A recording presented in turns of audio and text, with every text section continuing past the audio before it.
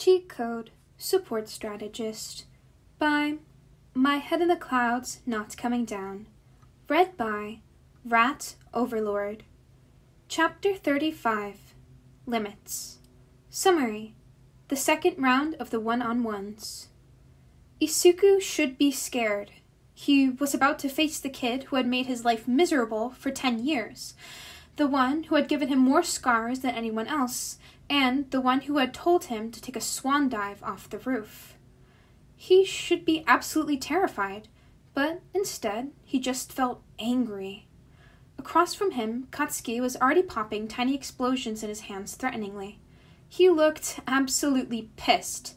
But then again, Isuku had been doing things all day that he knew would set him off, so he supposed on some level that he'd known this would happen, even if he didn't deserve it. No one deserved to have their dreams trampled on and told that they were less than a pebble on the side of the road just because of the way that they were born. So what? Isuku had found friends and done well in the other rounds, but that had been very little if nothing to do with his former bully. So Katsuki had no right to be angry. He'd won the first round by accident, and the second for Shinso. And even if annoying Katsuki had been a nice side effect, that wasn't why he wanted to do his best. No, Isuku was doing this for himself. He didn't allow himself to collapse in on himself like he would have back in middle school. As he waited for midnight to begin the match, Isuku held his head high and threw his shoulders back, which seemed to annoy Katsuki even more. He probably wanted things to go back to the way that they were. The good old days when he'd been at the top of the food chain and Isuku had been nothing. And it was pissing him off that those days were over. Isuku had friends now. He had a new dream that he loved, and that had nothing to do with Katsuki, and he wouldn't give that up for the world. "I'm gonna kill you, Deku!" Katsuki growled, quiet enough that it was almost completely drowned out by the roar of the crowd. "I'm gonna explode your quirkless ass so hard left to send your ashes home to Auntie Inko in a takeout box!" Isuku glared, hardened. But otherwise, he didn't change his expression. Katsuki continued spitting insults as they waited for the fight to begin, but Isuku just let them wash over him, far too familiar with Katsuki's particular brand of verbal violence to be bothered when he knew that Mei was waiting with the rest of the class to see him after the fight. Maybe Katsuki should research trash-talking to make his words a more effective weapon against villains, because they weren't going to work on Isuku anymore. "All right, I want a good, clean match," Midnight announced to the crowd. "Same rules as the last round apply. You win by forcing your opponent to leave the ring, knocking them out, or making them surrender to your will. Whoever wins these matches moves on to the semifinals. Begin!" As soon as she cracked her whip, Katsuki immediately launched himself forward, using his explosions to propel himself as he anticipated the beatdown to come. "Die, Deku!" The rules dictated that the opponent must stay on their side of the stage before the match, but there were no rules as to exactly where. Most students chose to wait in the middle of their space, giving themselves good options for both evasion and attack. It was a good strategy, but Katsuki was so concerned with beating him that he had failed to notice exactly how close to the line Isuku was standing, until he took a single step backwards over the line, maintaining eye contact the whole time. It had never occurred to him that Isuku would rather forfeit the match than fight him. The entire stadium fell silent as everyone processed what Isuku had just done. Even Katsuki's explosion stuttered to a stop halfway across the stage, and he landed roughly as he stared at Isuku in confused disbelief. It was like someone had taken a snapshot of that moment and engraved it into glass to preserve it forever. Then, that moment shattered. "No!" Katsuki immediately launched himself forward again. "No! You don't get to give up, Deku! You've been looking down on me all day, goddammit! Fight me!" Isuku felt a small strike of fear. Were the teachers going to actually stop him? Or were they just going to be like the ones in middle school and turn a blind eye to their golden boy breaking the rules? Would they let Katsuki beat him up and then pull some bullshit reason out of their asses about how it hadn't been clear that he'd crossed the line? Or how somehow it didn't count, ultimately blaming him for Katsuki's temper being out of control? Either way, Isuku refused to move. It wasn't his responsibility to run away in fear.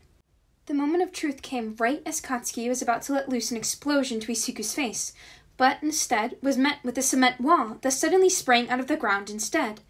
The explosion left a sizable dent in the wall and sent cement chunks flying everywhere, but Isiku only flinched slightly as he got hit with a few pebbles. "Stand down, Bakugo," Cementos growled. "The match is over. Midoriya is over the line and you're moving on." "No!" Bakugo growled and hit the wall with another explosion. "That's not a win! That's a gimme! You've been pissing me off all day, Deku! Just shut up and fight me already! You owe me a fight, you quirkless piece of shit!"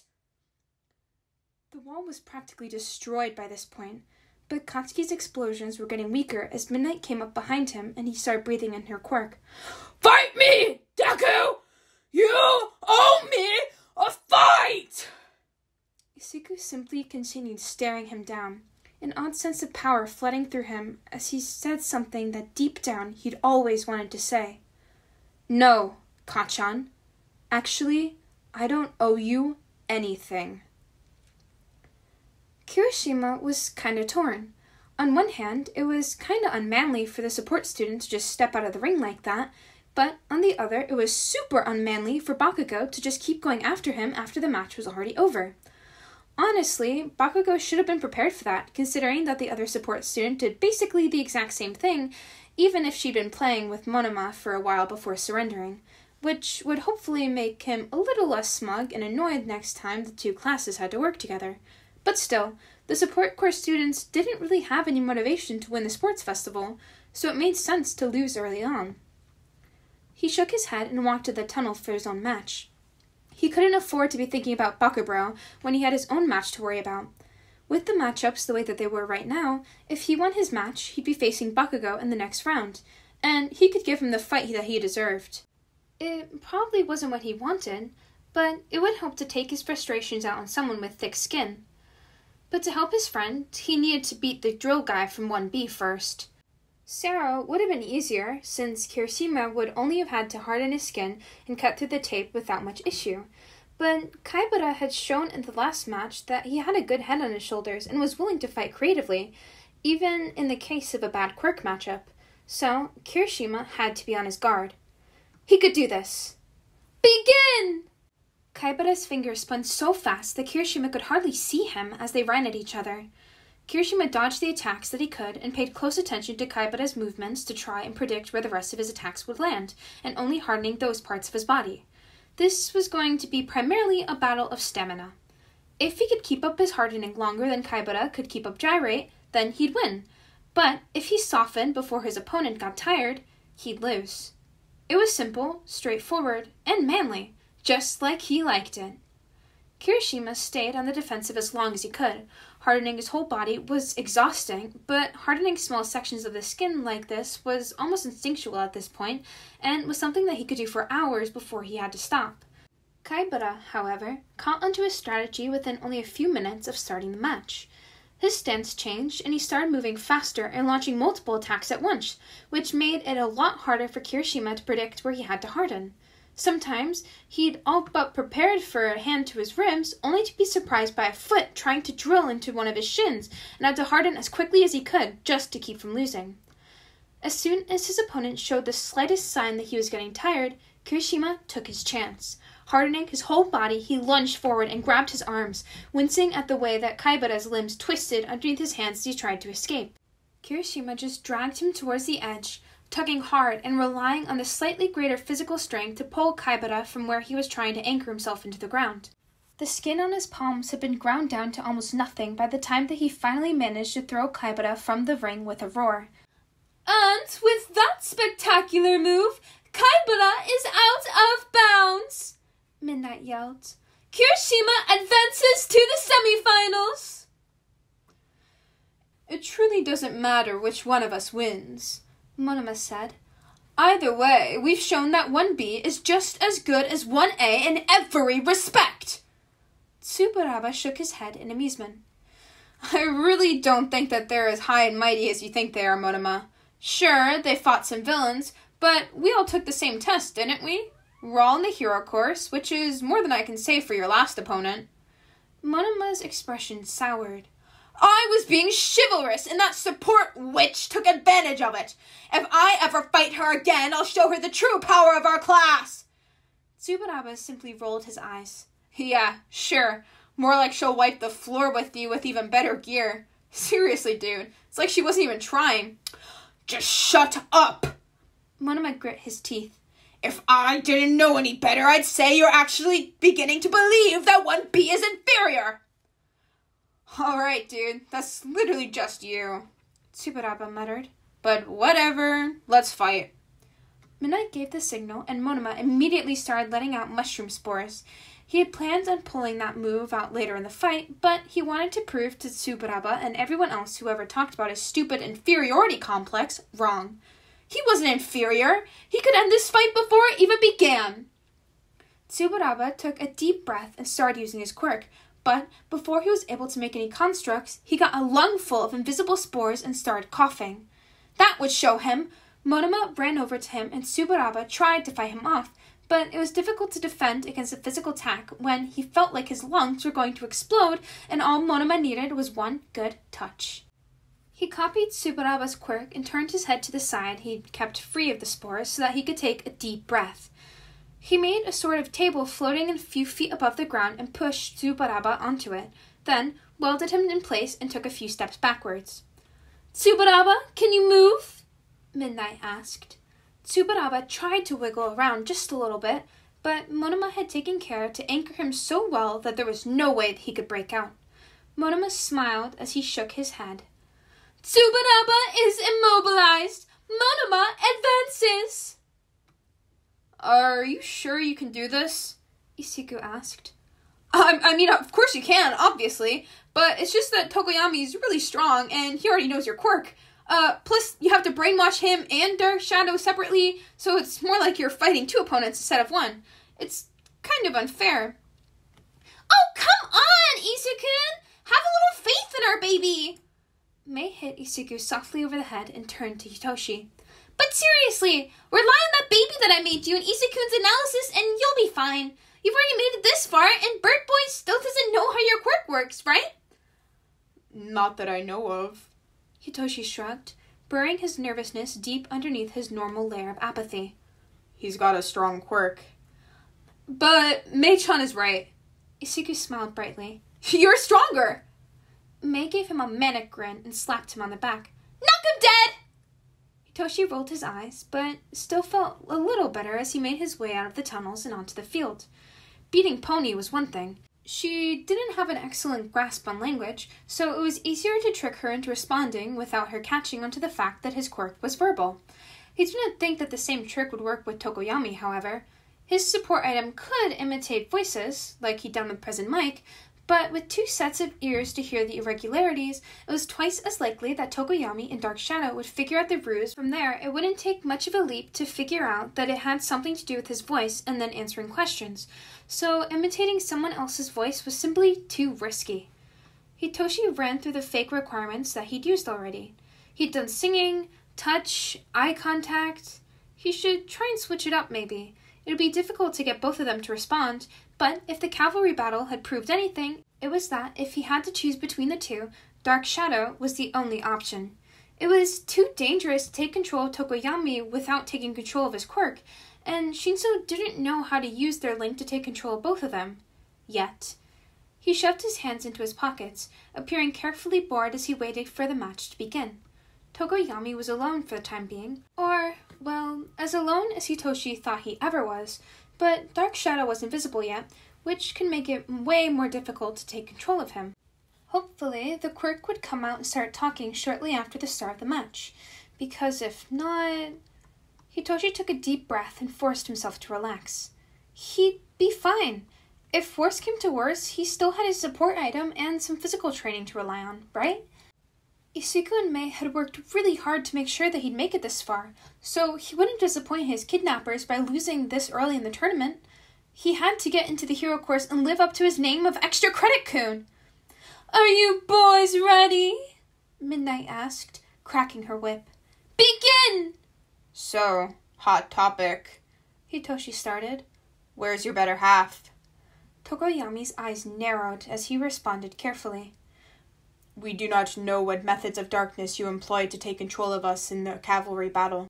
It is better for Dark Shadow to conserve her strength for a moment of need. Hitoshi let out a controlled breath of relief.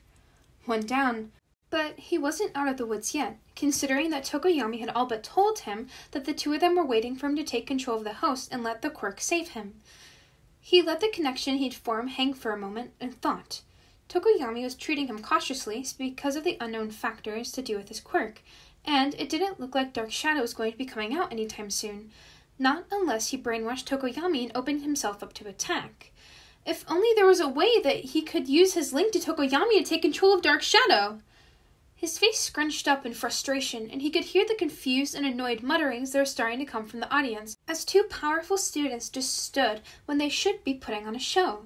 Even if Hitoshi did end up brainwashing Tokoyami and risking Dark Shadow's wrath, he needed to do something, if only to disguise his quirk. The good thing was that whatever he did could be completely random. Hitoshi laid down on the concrete, covering his face with his arms. His lips twitched as the annoyed whispers turned into pure bafflement, and Midnight sounded very confused as she questioned what to do next. "Shinso, what's going on? Are you surrendering?"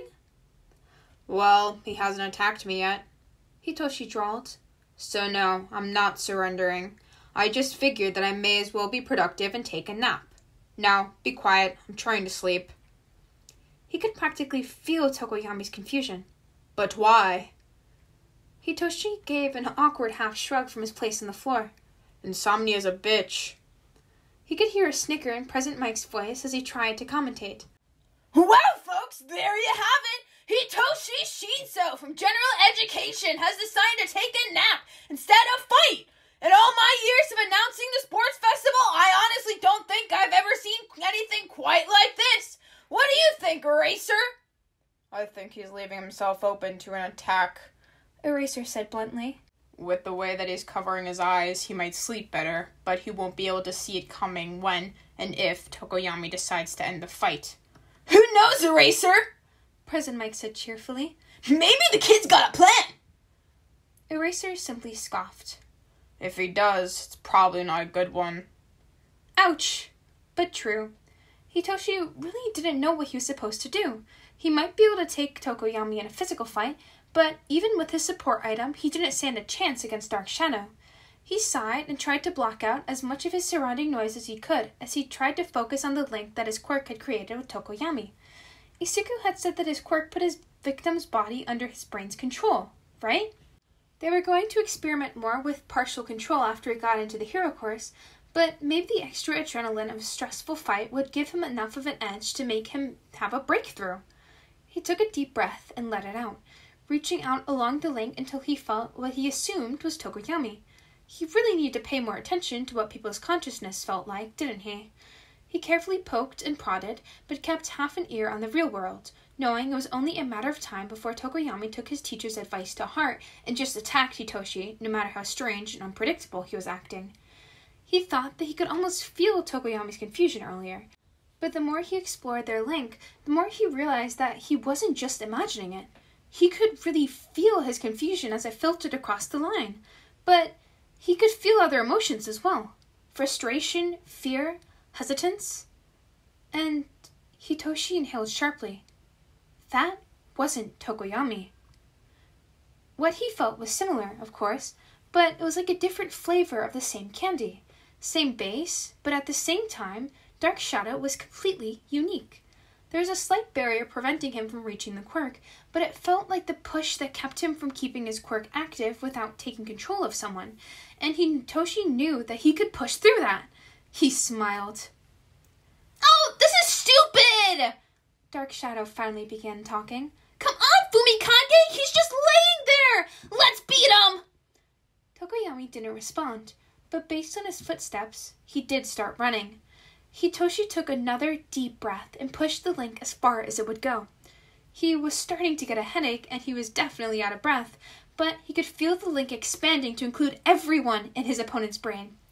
The footsteps got closer, and there was a whoosh of air as Tokoyami made his move, but that was just enough warning for Hitoshi to roll to the side and rise to his feet.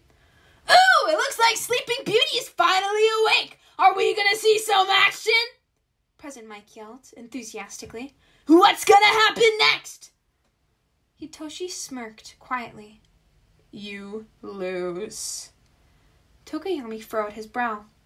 We have barely begun the fight. How have I already lost? Dark Shadow. Hitoshi grinned at the look of shock and fear on Tokoyami's face as he activated his quirk, and Dark Shadow stood at attention, patiently awaiting his instructions. Drag Tokoyami out of the ring. No!